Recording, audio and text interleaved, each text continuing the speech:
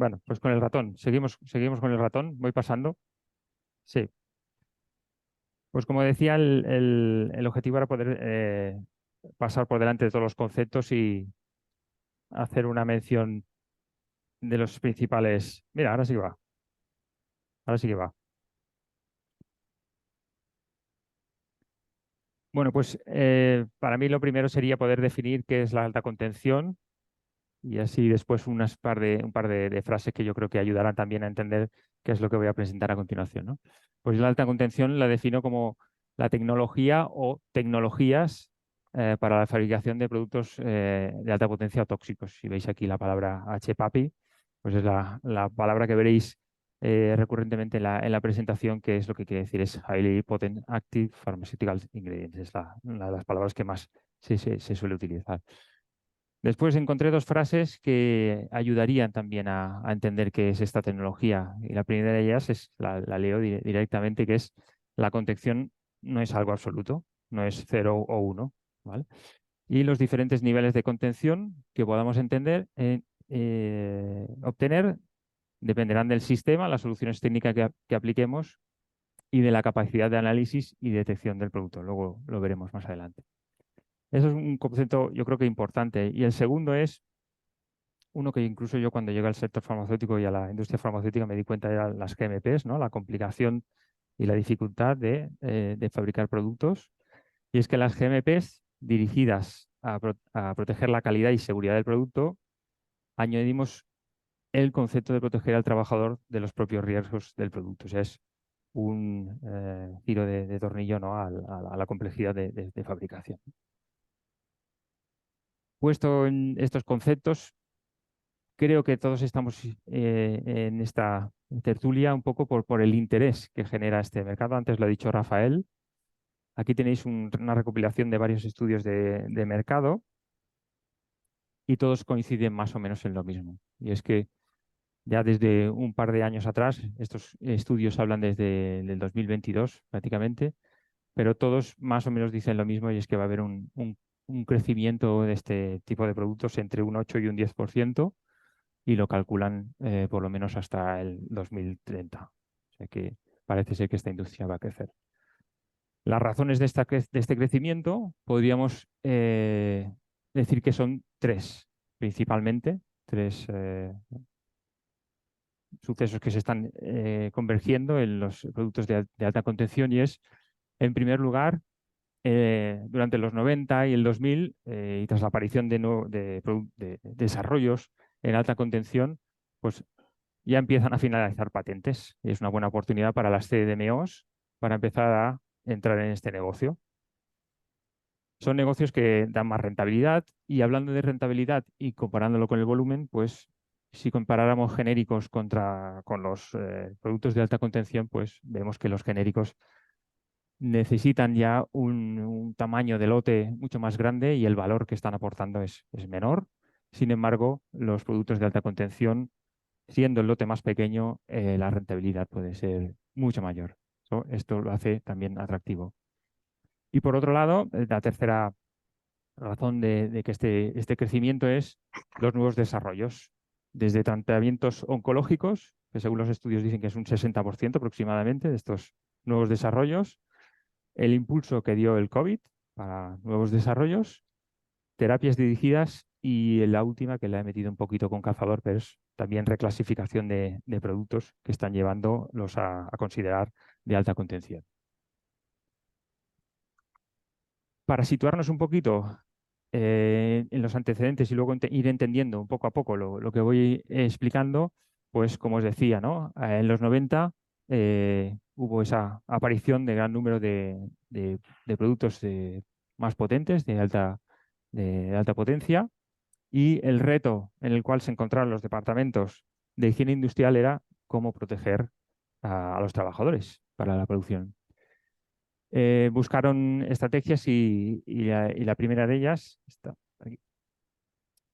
tuvieron que definir qué metodología de evaluación tener para poder saber dónde estamos, ¿no? Entonces, a través ya, sobre todo los primeros desarrollos se hicieron en Estados Unidos, tiraron de experiencia de departamentos de bioseguridad de Estados Unidos y los conceptos de concentración de aire del producto en el aire y exposición de inhalación fueron los que fijaron como la metodología de evaluación.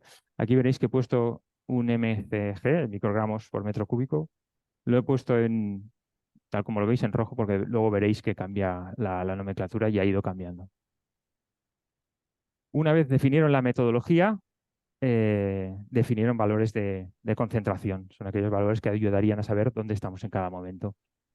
Aparecieron varios, el TLV, que era el umbral límite, y el NOAEL, aquel umbral donde no había efecto nocivo. Y por último, cuando ya tenían definidos estos conceptos, la estrategia de clasificación.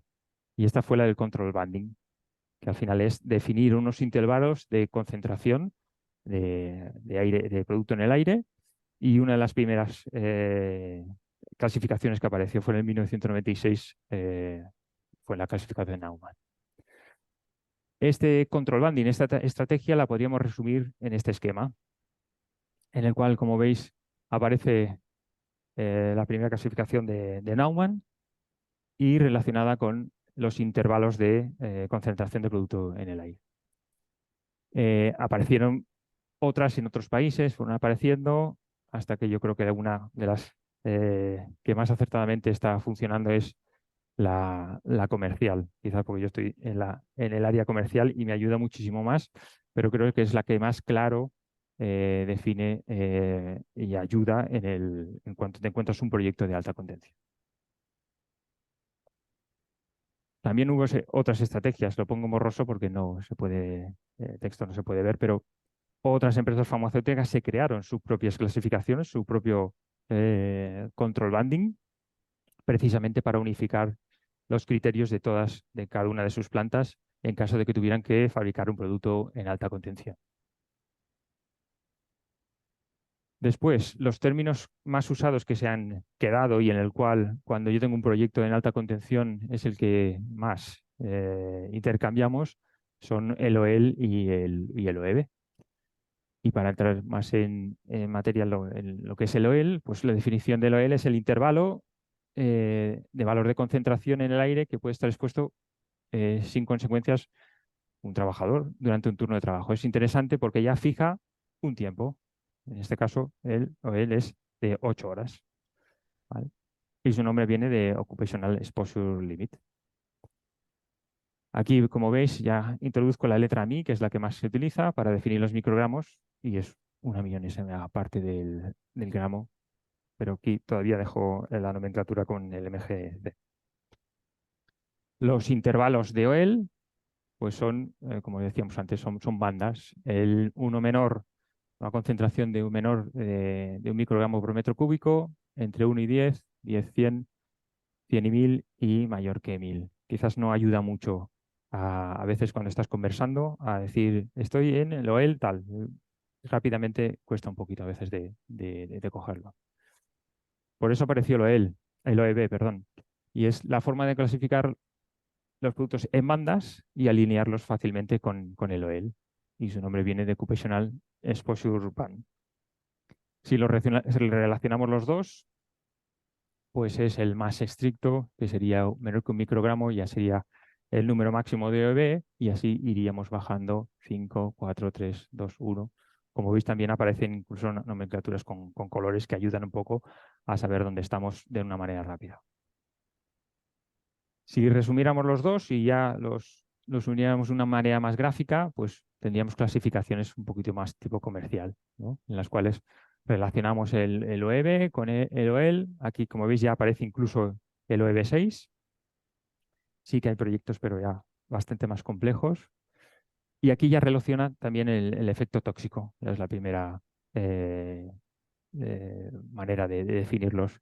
Y también, así como unas contenciones, unas acciones de contención recomendadas. Pero de estos niveles podríamos agruparlos en varios niveles. Por ejemplo, el OEB3 sí que es el primer nivel en el cual ya tienes que aplicar una tecnología de contención. En los dos niveles inferiores puedes basarte en sistemas de extracción o sistemas cerrados, pero el OEB3 es cuando ya empezamos a aplicar tecnología de alta contención. Si subimos de nivel, nos situamos en 4 y 5, tecnológicamente se suele considerar lo mismo. Es decir, aquella solución comercial tecnológica que pueden aplicar va a valer prácticamente para el 4 o para el 5. Y ya estaría el 6, que ya es un nivel muy superior, que los que se hacen suelen ser ya un aislador dentro de un aislador o una bolsa dentro de un aislador, etcétera, etcétera. Es decir, un doble nivel de aislamiento. Esto que os acabo de explicar, a nivel visual, si lo situáramos en una máquina de comprimir, pues visualmente un OEB1 pues, sería una máquina de comprimir normal, con su sistema de extracción, su sistema de captación, etcétera. Un OEB3, como os digo, que ya es el primer nivel, ya empezamos a añadir guantes, ya el acceso se tiene que hacer a través de guantes, puertos beta para poder entrar y salir material o producto, e interlocks en puertas, sistema de ventilación con filtros EPA, de back-in, back-out, y sistemas de doble válvula, que luego veremos, para la alimentación. Si nos vamos a LV5 ya, la imagen ya es una máquina con un aislador o un aislador con una máquina, ¿vale? Ya es una instalación muy completa ya con forma de aislador, ¿vale? Estos serían los 3 primeros niveles. Es decir, cuando hablamos de OEB3, todo el mundo un poco se relaja un poquito, y cuando ya hablamos de 4 o 5 ya hay que ponerse mucho más serio con la tecnología.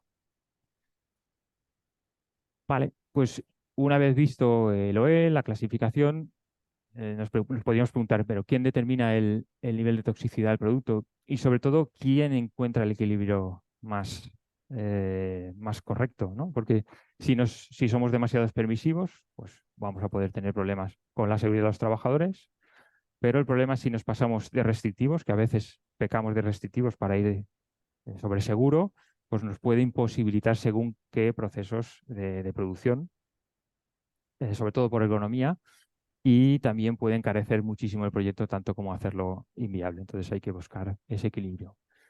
¿Y lo busca? Pues lo buscarán toxicólogos principalmente, con sus bases de datos internacionales, sus estándares, su propia experiencia, eso sería una manera, con la propia ficha de seguridad del producto, que ya es la que nos indica en una de las partes el nivel de toxicidad, o en productos en los cuales, esto lo dice algunas normas, en productos en los cuales se desconoce, ya directamente nos iríamos a considerarlo como un 9B4, que sería el nivel que ya, como os he dicho antes, empieza a ser más restrictivo.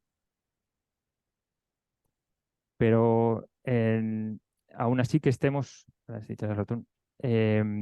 considerando el riesgo, si consideramos una línea de ejemplo de producción de un producto farmacéutico, pues el producto va a ir moviéndose por la línea. Y evidentemente no va a ser lo mismo que estemos en dispensing, que estemos en granulación, que transportemos por vacío, que lo tamicemos, que lo mezclemos con otro producto, que lo estamos diluyendo.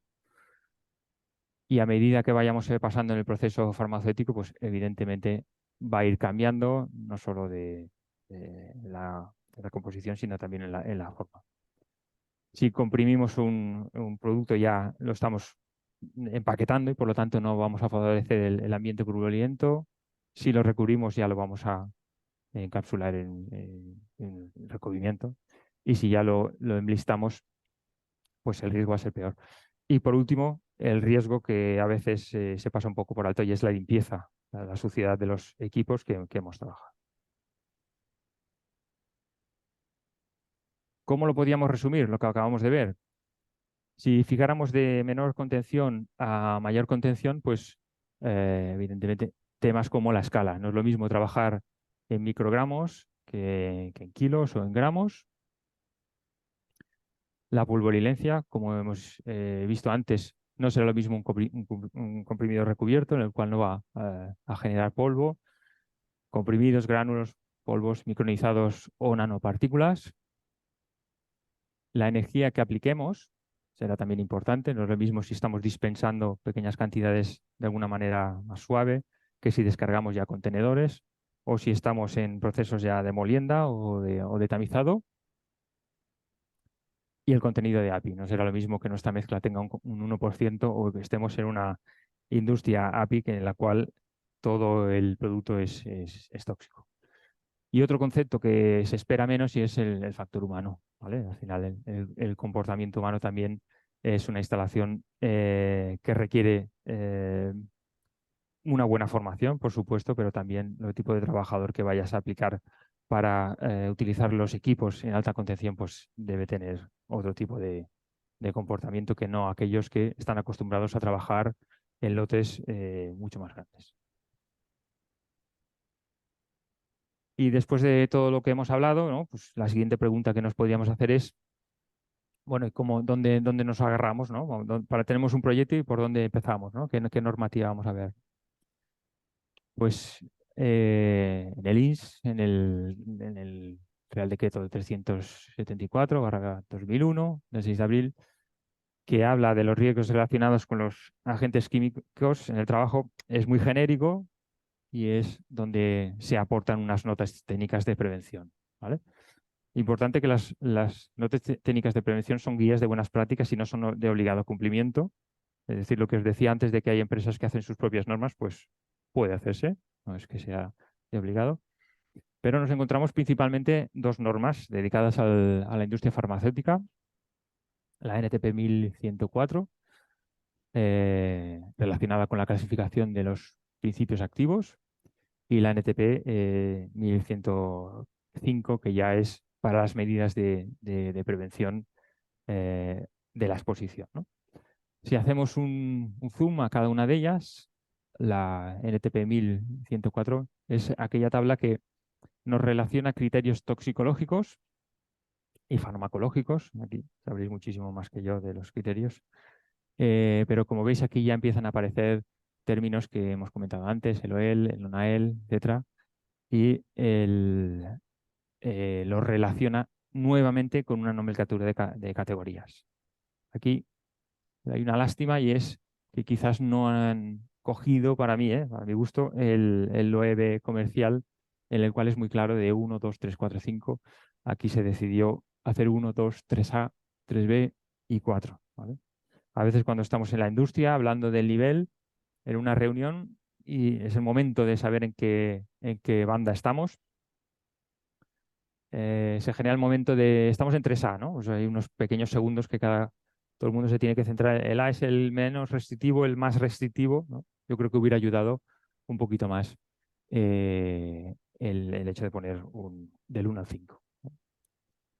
Y después tenemos la NTP 1005, en la cual nos ayuda también lo relaciona, evidentemente, con las categorías y con el OEL, pero nos ayuda a poder definir en nuestra instalación otros conceptos varios, como puede ser el acceso, la señalización y otros, que los otros incluso habla de evaluaciones de riesgo de la instalación.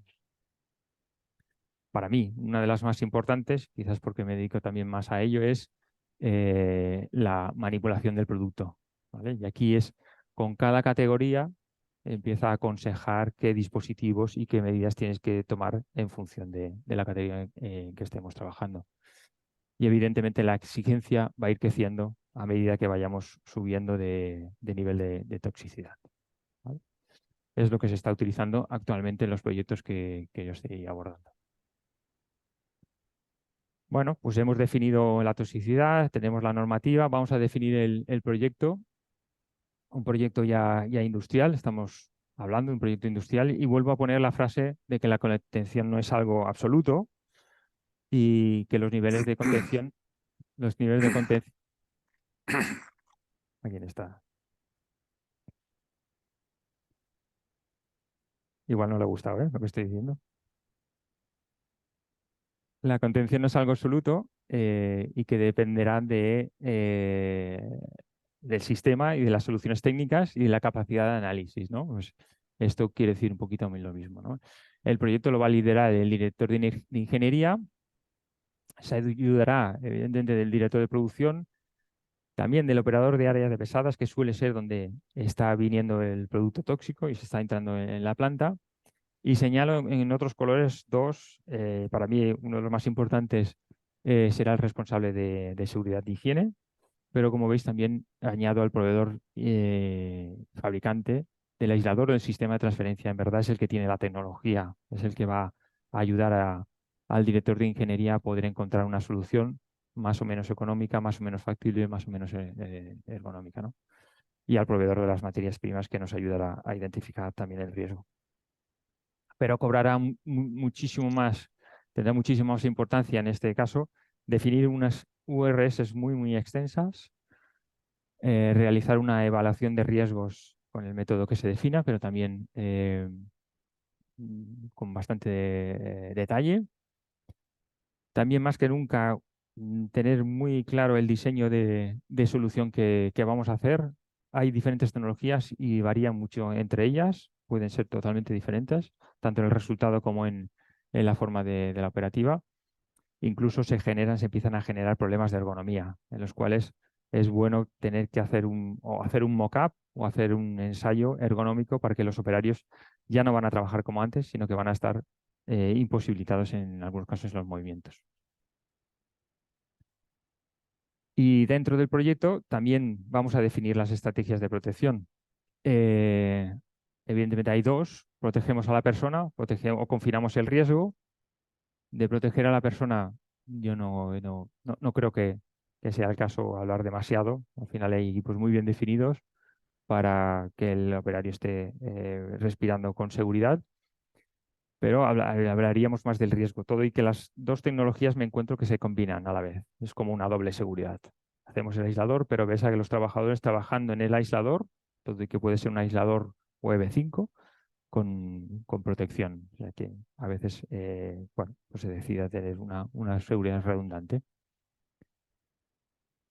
Desde de las estrategias de protección y para confinar el riesgo, pues encontraríamos dos tecnologías muy diferenciadas. La tecnología rígida, que al final pues es aquella cámara con un sistema de filtración en el cual el proceso se hace en el interior, y son de mucha más utilidad cuando tu planta necesita y está haciendo producción en alta contención durante largos periodos de tiempo o incluso todo el 100% de tu producción. La inversión suele ser elevada, son equipos muy técnicos y de alto coste, y los procesos de validación y de limpieza pues también van a requerir bastante esfuerzo. Sin embargo, la tecnología flexible es bastante diferente, todo y que se puede utilizar siempre.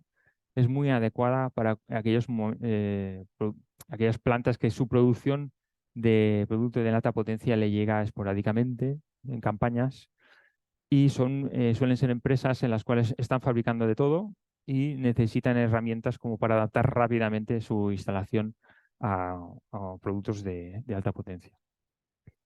Tiene la ventaja también de que tienen una inversión más reducida. Otra que no se ve es que estos equipos los puedes quitar y poner fácilmente. Son desmontables y los puedes almacenar hasta que vuelves a producir en alta potencia con, con productos de alta potencia.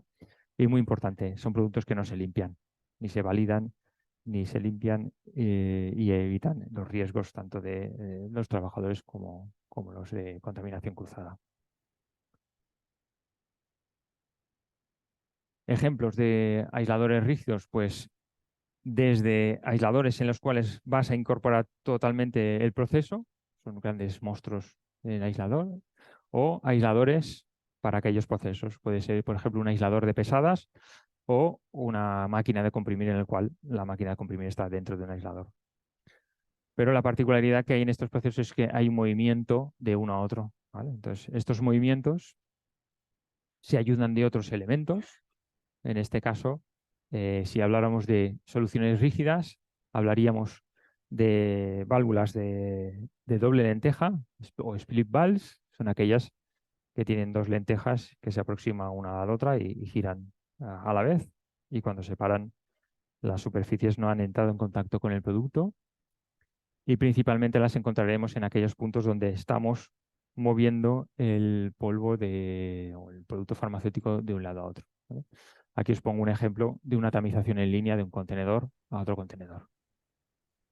La otra solución rígida sería más o menos con el mismo criterio, los puertos beta, en este caso sería una doble puerta que gira y después se vuelve a separar. Y son elementos un poquito más más difíciles de manipular que las split valves. Y después nos iríamos a las soluciones flexibles, que son aquellas que principalmente se basan en una estructura tubular y las cuales fijamos un prisma plástico. La gran ventaja que tiene también es que el diseño de un plástico puede variar en función de lo que se esté manejando. Es decir, podemos adaptar varios aisladores en función de diferentes procesos que tengamos que hacer con una misma estructura, ¿vale? Sí que es verdad que intentan ser más pequeños porque se van a intentar a confinar el riesgo, se van a intentar acercar lo máximo posible a donde está el riesgo y no tener que ser tan voluminosos, ¿vale? El siguiente elemento son bolsas de transferencia. Hemos visto antes que habían contenedores y válvulas split valves, pues este sería lo mismo, pero con soluciones flexibles. Hay soluciones de todo tipo, en este caso no tiene ni válvula de split valve, es un sistema totalmente desechable, pero como veis este sería el mismo ejemplo de tamización. Estamos tamizando en línea, antes con contenedores, ahora lo hacemos con bolsas de transferencia.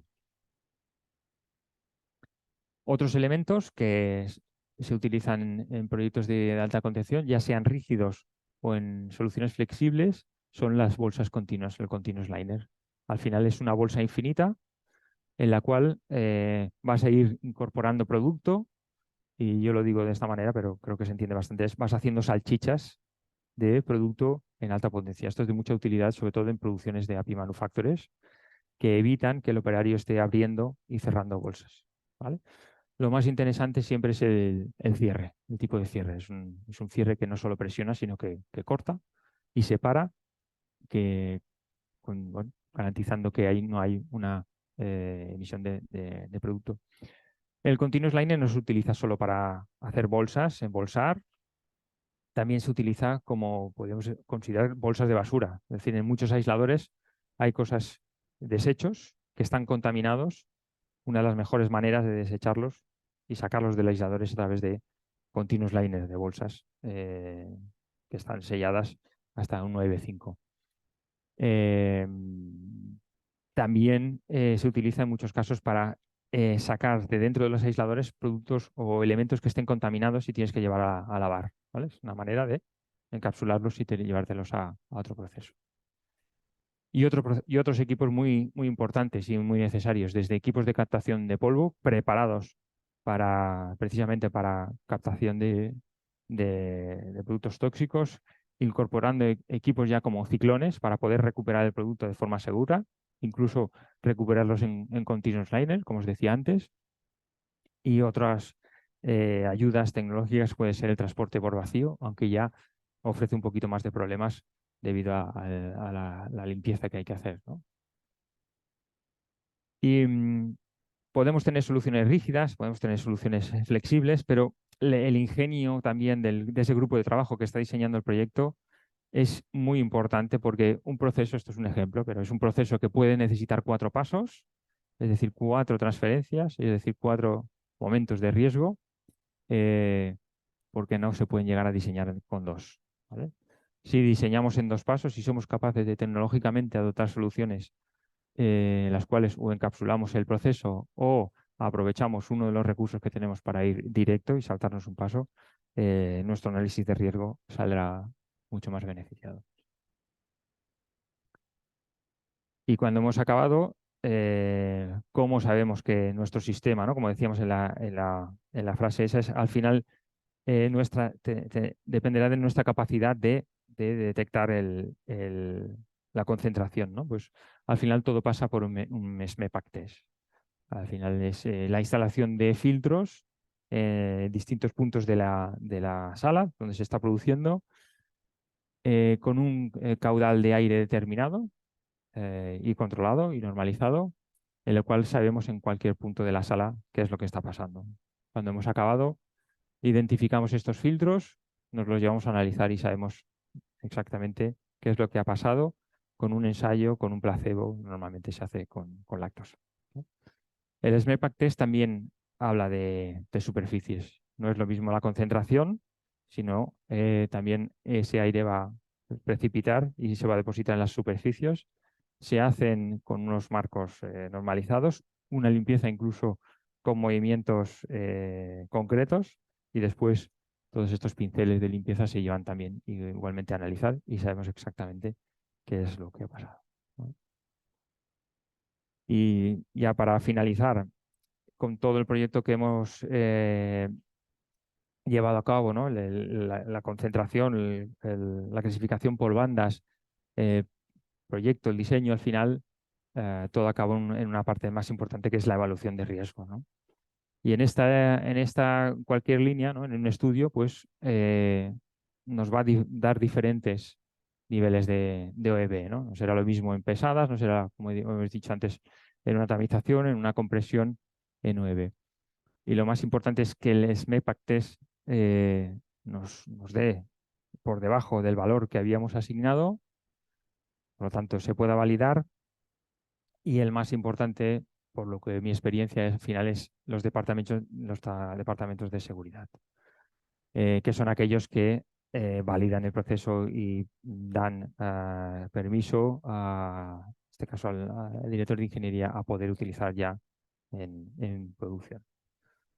Y hasta aquí acabaría el proceso. A partir de aquí ya podríamos producir, se cerraría el ciclo de alta contención y os dejo con nuestro comercial virtual de Solpharma, que se llama Hans, señalando que ya hemos finalizado y que todo es correcto. Y hasta aquí la charla. Muchas gracias.